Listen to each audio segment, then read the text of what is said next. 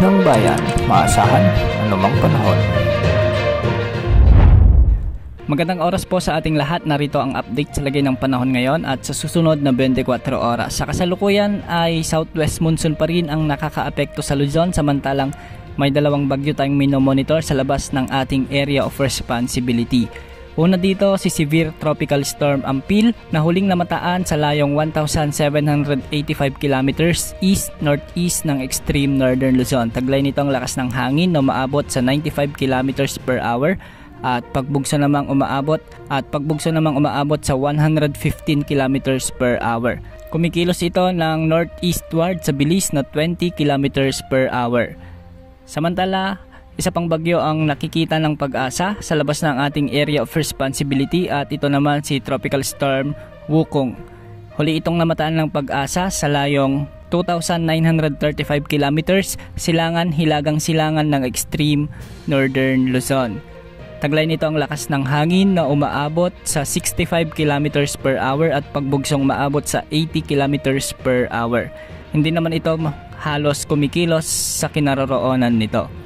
Dahil naman sa southwest monsoon o habagat, asahan ang maulap na kalangitan na may mga pagkalat-kalat na pag-ulan at pagkidlat-pagkulog sa bahagi ng La Union, Ilocos Sur, Pangasinan, Ilocos Norte, Batanes at Babuyan Islands. Magiging bahagyang maulap hanggang sa maulap naman ang mga kalangitan sa bahagi ng Metro Manila at sa natitirang bahagi ng Luzon. Ang mga lugar dito ay posibleng makaranas ng mga kalat-kalat na pag-ulan at pagkidlat-pagkulog.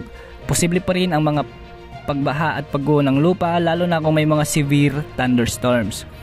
At para naman sa natitirang bahagi ng ating bansa sa Eastern Visayas, asahan ang maulap na kalangitan na may mga kalat-kalat na pag-ulan lalo na sa bahagi ng Southern at Eastern Leyte.